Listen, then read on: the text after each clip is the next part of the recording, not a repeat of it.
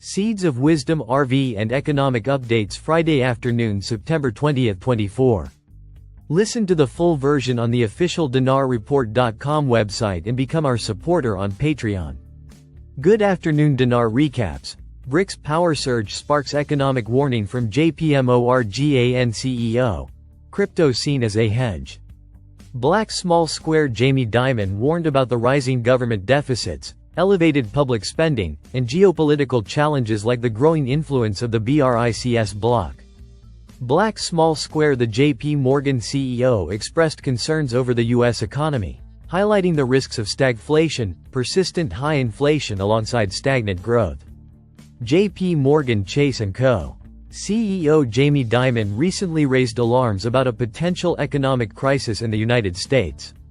He emphasizes the impact of rising inflation and geopolitical challenges as the BRICS bloc gains power. Speaking at the Council of Institutional Investors in New York this week, Dimon expressed concerns over the country's economic outlook. Dimon also hinted that the challenges could go far beyond a typical recession. On Wednesday, September 18, the Federal Reserve made its first interest rate cut in 4 years as inflation is inching closer to the Fed's 2% target. Despite this reduction, Dimon cautioned that the economy remains on shaky ground. Fed rate cuts won't solve the inherent problems in U.S. economy. The decision to lower rates comes after interest rates had previously surged to a 23-year high. A measure taken by the central bank to curb inflation. However, many experts, including Dimon, worry that the country's economy might not yet be in the clear. One of Dimon's primary concerns is the possibility of stagflation, wherein there is stagnant economic growth alongside high inflation. During the event in Brooklyn, Dimon said, "I would say the worst outcome is stagflation, recession, higher inflation. And by the way, I wouldn't take it off the table." His remarks underscore the unease surrounding the U.S. economy, with inflation still out of control despite recent monetary policy changes. Dimon further highlighted that inflationary pressures could persist due to several key factors. On the other hand, the BRICS bloc poses different challenges while moving away from the USD. These include rising government deficits and increased public spending, which could keep inflation elevated. Moreover, the high interest rates that persisted for years make it difficult to predict a swift recovery for the economy. They're all inflationary, basically in the short run, the next couple of years, Dimon said. He further added, "It's hard to look at it and say, well, no, we're out of the woods. I don't think so." Recently, the world's largest asset manager BlackRock stated that the spot Bitcoin ETF could be a good diversification tool amid the rising U.S. debt, per the CNF report. The BRICS factor in play. Dimon's warnings come at a time when the United States is facing growing competition on the global stage. The BRICS, Brazil, Russia, India, China, and South Africa bloc has been pushing efforts to reduce reliance on the US dollar, commonly referred to as de-dollarization, as reported by Crypto Newsflash. This shift could weaken the dollar's dominance in global markets. Moreover, it could further strain the U.S. economy as the debt has risen to a whopping $35.27 trillion. In addition, the rise of blockchain-based financial solutions could pose an additional threat to the USD's long-standing supremacy. Turkish banks want to stop transactions with Russia, transfer them to one bank, source. The issue reportedly concerns private and state-owned Turkish banks that do not have foreign partners, mainly Western ones. Ankara, September 19. TASS. Almost all Turkish banks are virtually trying to stop servicing transactions related to Russia and transfer them to only one local financial institution, an informed source in the field of Turkish financial consulting told TASS. Based on the current situation, almost all Turkish banks virtually want to completely withdraw from transactions with Russia and Belarus. They would like to leave all these transactions to Emlak Katılım Bank in order to protect themselves from possible future problems in the form of restrictions and sanctions, the source said. The issue concerns private and state-owned Turkish banks that do not have foreign partners, mainly Western ones. Financial institutions with Western participation have already effectively stopped servicing transactions related to Russia. The source noted that only Emlak Katılım Bank carries out trading transactions in the Russian ruble, Turkish lira pair. Earlier, Russian ambassador to Turkey Alexei Erkov, commenting on the situation in the interbank sphere, told TASS that Turkish banks are increasingly squeezing out companies involved in the transit of goods to Russia, blocking their transfers and closing their accounts. Government Bitcoin rankings. Surprising players emerge in 2024. Black Small Square. The U.S. leads global Bitcoin holdings with $12.16 billion, primarily from law enforcement seizures. Black Small Square. Bhutan leverages BTC mining for income, holding $782.46 million in cryptocurrency reserves. Arkham Intelligence has published its newest government Bitcoin holdings leaderboard, which provides an intriguing view of global cryptocurrency strategy among nation-states. The United States leads the pack, with a stunning $12.16 billion in BTC. This vast hoard, totaling around 203,239 BTC, is mostly the result of law enforcement seizures, most notably the Silk Road case. The U.S. government's approach to managing these assets is not static. Regular transactions suggest active management with the goal of leveraging the portfolio. This position, along with other digital assets such as Ethereum, demonstrates a diverse approach to optimizing returns from their cryptocurrency portfolio.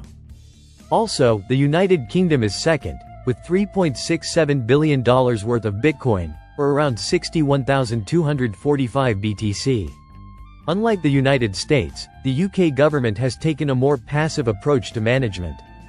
There have been no large cryptocurrency transactions in the recent few years, with the last substantial shift coming 3 years back. This shows that the UK is more interested in holding its Bitcoin as a long-term investment than trading or diversifying into other digital assets. Bhutan and El Salvador. Contrasting BTC strategies with global impact. Bhutan's ranking on the leaderboard is surprising and impressive. As we previously reported, with $782.46 million in Bitcoin, or 13,047 BTC, the Little Himalayan country is the third largest government BTC holder.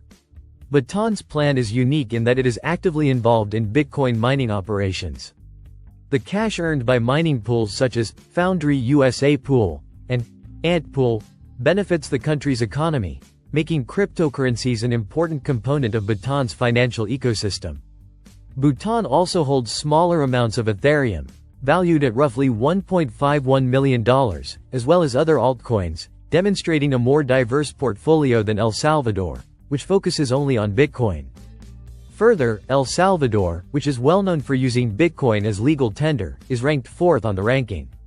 Its government has $351.75 million in Bitcoin, which equates to 5,877 BTC. Unlike other countries, El Salvador's plan relies entirely around Bitcoin, which is consistent with the country's overall economic policies. The Salvadoran government carefully controls its Bitcoin holdings and conducts daily trades. Over the last year, its portfolio has fluctuated, but it has recently steadied at around $350 million. Despite the inherent dangers and volatility associated with Bitcoin, El Salvador remains completely committed to the cryptocurrency experiment. One of the most notable adjustments in the rankings is Germany's decline from possessing $3.56 billion in BTC to having none. This significant reduction in ownership indicates a total exodus from Bitcoin. However, the reasons for this shift remain unknown. Korea preps tokenized deposit WCBDC pilot with 100,000 users this year. Today the Korea Times reported that 100,000 individuals will participate in large-scale pilots of tokenized deposits later this year, citing sources. However, it said the deposit tokens will be akin to using vouchers, consistent with previously announced plans. A year ago, the Bank of Korea announced plans for a wholesale central bank digital currency, WCBDC, to support the interbank settlement of tokenized deposits from banks. It subsequently said there would be trials involving up to 100,000 people starting in September or October this year. In June, 2 government institutions announced funding for a voucher project being developed by the central bank where the deposit tokens can be used for welfare, culture, education and other services. However, today's report states the vouchers in the pilot will be used to buy goods at convenience stores.